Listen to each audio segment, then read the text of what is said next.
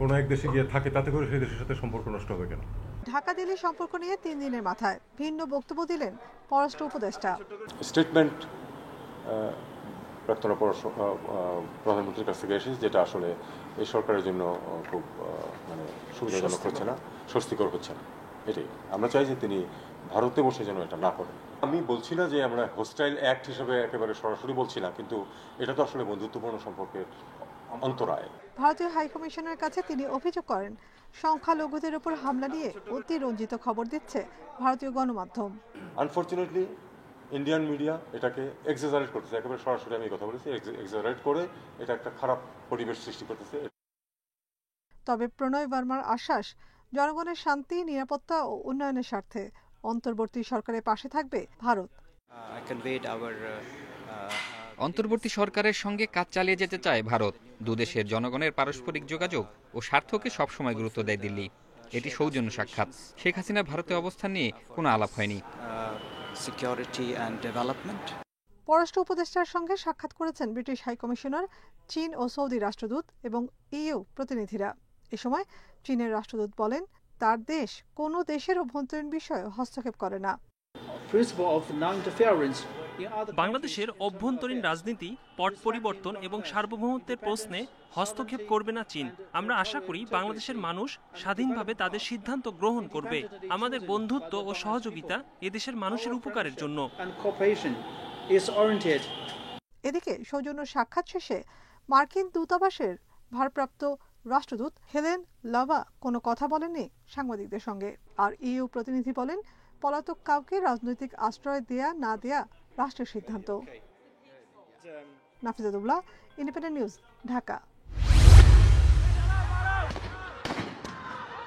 কোটা বিরোধী আন্দোলনে গত 16 জুলাই রংপুরে পুলিশের গুলিতে নিহত হন বেগম রোকেয়া বিশ্ববিদ্যালয়ের ছাত্র আবু সাঈদ। বুধবার রংপুরে আবু সাঈদের পরিবারকে সমবেদনা জানাতে যান বিএনপি মহাসচিব মির্জা ফখরুল ইসলাম আলমগীর। পরে রংপুরের পীরগঞ্জে সম্প্রীতি সমাবেশে মির্জা ফখরুল বলেন, গুলিতে নিহত আবু সাঈদ রক্ত দিয়ে বাংলাদেশে নতুন ইতিহাস তৈরি করেছেন।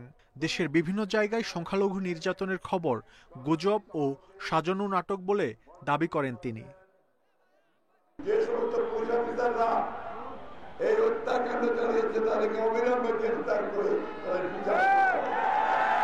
হাসিনার বিচার করতে হবে। হাসিনার সঙ্গে তার মন্ত্রিসভা যারা চুরি করেছে, ডাকাতি করেছে, হত্যা করেছে, তাদের সকলের বিচার করতে হবে।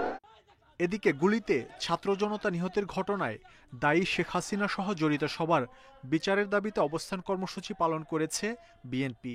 এ সময় বক্তারা বলেন, আওয়ামী লীগের সাথে কোনো আপোষ নয়, সবার আগে তাদের বিচার করতে হবে। আমরা নির্বাচন চাই, তবে আওয়ামী লীগের নিয়ে নির্বাচন করার যারা স্বপ্ন দেখেন, একটু আস্তে আস্তে আসেন, একটু আস্তে আস্তে আসেন। আগে বিচার হবে তাদের। আজকে গণদুষ্কর্ম তারা। আওয়ামী লীগ ক্ষমতার থেকে সরে গেলে একদিনে নাকি 5 লক্ষ মানুষ নিহত হবে। আওয়ামী লীগের 5 জন মানুষও সারা বাংলাদেশে নিহত হয় নাই। আমরা আমাদের প্রত্যেকটি কথা রেখেছি। আমরা এই জন্য বর্তমান সরকারকেও বলবো, আপনাদেরও প্রত্যেকটি কথা রাখতে হবে। এর আগে রাজধানীর মালিবাগে একই দাবিতে বিক্ষোভ সমাবেশ ও মিছিল করে যুবদল। মাহমুদ শরীফ, ইন্ডিপেন্ডেন্ট নিউজ। বৈষম্য বিরোধী ছাত্র আন্দোলনের সপ্তাহব্যাপী রেজিস্ট্যান্স উইক কর্মসূচির অংশ হিসেবে বুধবার রাজধানীর শাহবাগের এই অবস্থান। শেখ হাসিনার বিচার সহ 4 দফা দাবিতে জড়ো হন শিক্ষার্থীরা। বিকেল 4:30টার দিকে শাহবাগ মোড়ের সব সড়ক কানায় কানায় পূর্ণ হয়ে যায়। জাতীয় পতাকা, বিভিন্ন ব্যানার ফেস্টুন হাতে স্লোগানে কেঁপে ওঠে পুরো এলাকা। কর্মসূচিতে সংহতি প্রকাশ করে বিভিন্ন ছাত্র সংগঠন এবং সাধারণ মানুষও আসেন শাহবাগে। পরে সমন্বয়করা বলেন, স্বৈরাচারের পতন হয়েছে, তবে ষড়যন্ত্র চলছে এখনো। 15 আগস্টকে কেন্দ্র করে নৈরাজ্য হলে রুখে দেবে ছাত্র জনতা। আমরা খবর পেয়েছি আগামীকাল 15 আগস্টে আওয়ামী দূষররা, আওয়ামী ফ্যাসিস্ট আবার কু করার জন্য রাস্তায় সংগঠিত হবে। এই ফ্যাসিস্ট গণঅভ্যুত্থানের মধ্য দিয়ে যে ফ্যাসিস্ট পতন হয়েছে, আমাদের এই প্রাথমিক বিজয়কে যতদিন না পর্যন্ত আমরা স্থায়ী করতে পারি ততদিন পর্যন্ত আপনারা রাস্তায় থাকতে হবে। আমরা দেখেছি এই দোসররা এখনো আমাদের বিরুদ্ধে ষড়যন্ত্র চলমান রেখেছে। আমরা কি তাদের ষড়যন্ত্রকে সফল হতে দেব? আমরা কি সকলে ঐক্যবদ্ধ আছি? বাংলার মানুষ কি ফ্যাসিস্টদের ভয় পায়? নির্বাচনের মাধ্যমে জনতার সরকার গঠন না হওয়া পর্যন্ত রাজপথে থাকার ঘোষণাও দেয় বৈষম্য বিরোধী ছাত্র আন্দোলন। আমরা স্পষ্ট করে বলে দিতে চাই, যদি যেখান থেকেই হোক পাল্টা গণঅভ্যুত্থানের চেষ্টা করে থাকেন, তাহলে আপনাদের গায়েবানা জানাজা পড়ার লোক খুঁজে পাবেন না। পরে শহীদদের স্মরণে শাহবাগ থেকে ধানমন্ডি রাপা প্লাজা অভিমুখে পদযাত্রা করেন শিক্ষার্থীরা। এছাড়া মোমবাতি প্রজ্বলন এবং দোয়ার কর্মসূচিও আয়োজন করা হয়। Mahmudul Hasan, independent news, Dhaka. দ্বাদশ জাতীয় সংসদের ডেপুটি স্পিকার শামসুল হক টুকু, সাবেক তথ্য ও প্রযুক্তি প্রতিমন্ত্রী জুনায়েদ আহমেদ পলক এবং ঢাকা বিশ্ববিদ্যালয় ছাত্রলীগের সাধারণ সম্পাদক তানভীর হাসান সৈকতকে গ্রেপ্তার করার কথা জানিয়েছে ঢাকা মেট্রোপলিটন পুলিশ ডিএমপি। বুধবার রাতে রাজধানীর নিকুঞ্জ থেকে তাদের গ্রেপ্তার করা হয় বলে জানানো হয়েছে ডিএমপির বার্তায়। ডিএমপির মিডিয়া সেল থেকে পাঠানো ওই বার্তায় বলা হয়েছে, গোপন সংবাদের ভিত্তিতে ঢাকা মেট্রোপলিটন পুলিশের খিলক্ষেত থানাধীন নিকুঞ্জ আবাসিক এলাকা হতে আত্মগোপনে থাকাবস্থায় ১২তম জাতীয় সংসদের ডেপুটি স্পিকার শামসুল হক টুকু, সাবেক প্রতিমন্ত্রী জুনায়েদ আহমেদ পলক ও ঢাকা বিশ্ববিদ্যালয় ছাত্রলীগের সাধারণ সম্পাদক তানভীর হাসান সৈকতকে পল্টন থানায় রুজুকৃত মামলার প্রেক্ষিতে রাতে গ্রেফতার করা হয়। পলক এবং সৈকত বিমানবন্দর থেকে নিকুঞ্জে কিভাবে এলেন সে সম্বন্ধে কিছু জানানো হয়নি ডিএমপির বার্তায়।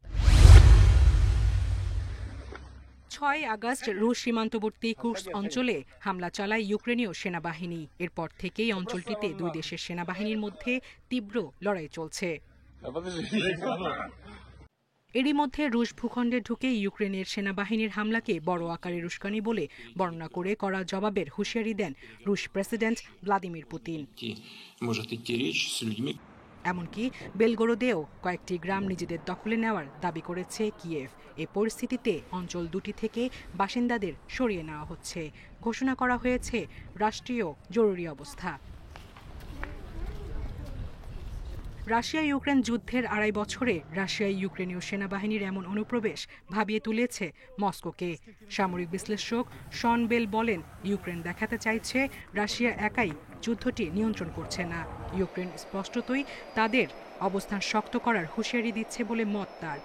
এতে যুদ্ধের গতিপথও বদলে যেতে পারে বলে মনে করেন এই বিশ্লেষক। শন বেল আরও বলেন, পূর্ব দোনেস্কে কয়েক সপ্তাহের সামরিক বিপর্যয়ের পর রুশ ভূখণ্ডে ঢোকে ইউক্রেনীয় সেনাবাহিনী। এতে ওই অঞ্চল থেকে সেনা সরিয়ে কুর্স্কে মোতায়েন করে মস্কো। এতে সম্মুখ সারিতে ইউক্রেনের জন্য চাপ কিছুটা হলেও কমছে। তবে ভিন্ন মত বিশ্লেষকদের কারো কারো। তাদের মতে কুর্স্কে নিজেদের অবস্থান শক্ত করতে আরও সেনা ও ট্যাঙ্ক পাঠাতে হবে কিয়েভকে। সেই সঙ্গে রাশিয়ার পাল্টা হামলায় ইউক্রেনকে পিছু হটতে হতে পারে, যা হবে তাদের মনোবল ভেঙে দেওয়ার মতো পরিস্থিতি। সায়রা খান, ইন্ডিপেন্ডেন্ট নিউজ।